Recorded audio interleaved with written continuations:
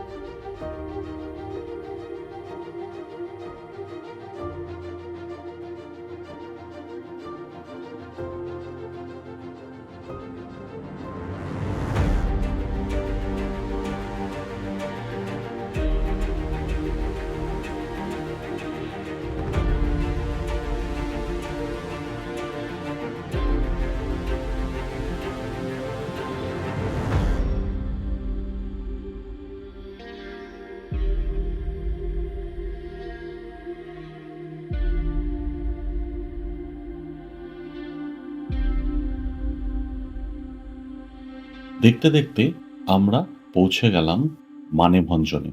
অনেকে বলে the land of land rovers. Land rover যদিও খুব একটা চোখে পড়লো না, ম্যাক্সিমামই বোলেরো 4x4 হতে পারে। ল্যান্ড রোভার্স গুলো হয়তো আপ হিলে আছে, either on the way to Sandakphu or সান্দাকফুতে আছে বা ফিরছে। যাই হোক, আমরা এগিয়ে চললাম মানেভঞ্জনের অলি গলি দিয়ে, যাব সুখিয়া।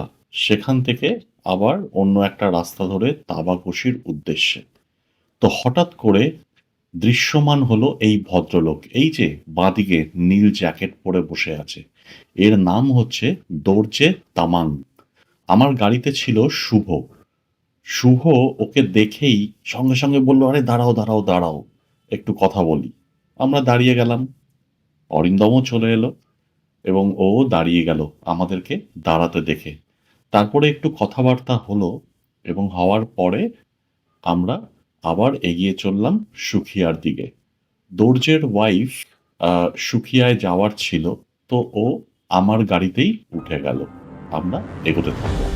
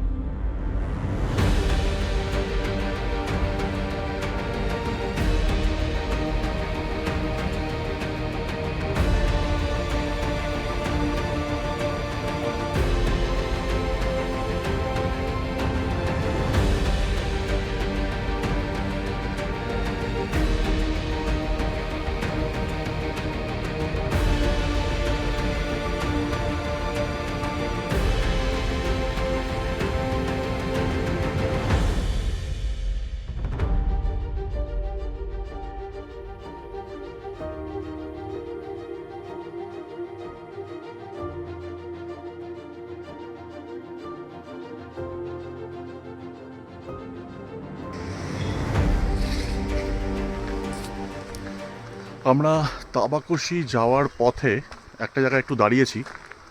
লোকজনের শখ হয়েছে তারা পর্ক খাবে। তো এখানেই একটা মার্কেট আছে, ওই মার্কেটের ওখানে লোকজন পর্ক কিনতে গেছে। আমি তো খাই না, অরিন্দমও বোধহয় পর্ক খায় না। তো যাই হোক, ওদের শখ হয়েছে, ওরা কিনুক, কিনে খাক, নিজেরা নাকি আবার রান্নাও করবে, ভালো কথা। তো এই জন্য একটু দাঁড়িয়ে গেলাম। এখান থেকে আমাদের ডেস্টিনেশন বলছে আরও অ্যারাউন্ড 5 কিলোমিটার্স।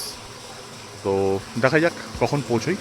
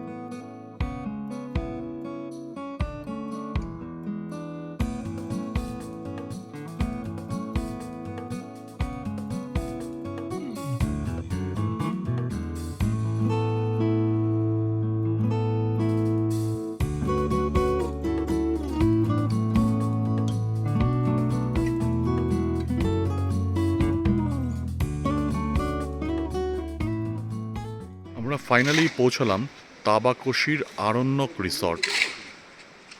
তো আমাদের বোধহয় 3টে ডাবল বেডরুম, এই হচ্ছে রিসর্টটা।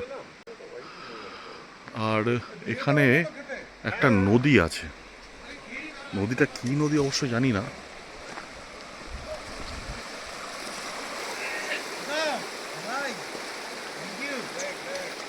এই হচ্ছে রিসর্টটা। আমাদের দোতলায় 3টে রুম দিয়েছে, ডাবল বেডেড রুম। এখানে একটা শিবজির মন্দির, just bang opposite the resort. জায়গাটা কিন্তু অদ্ভুত, মানে এরকম টাইপের জায়গায় আগে সেরকম আসেনি। হয় পাহাড়ে হয়, আর না হয় ডুয়ার্সে। এরকম একটা নদীর ধারে, দারুণ জায়গাটা।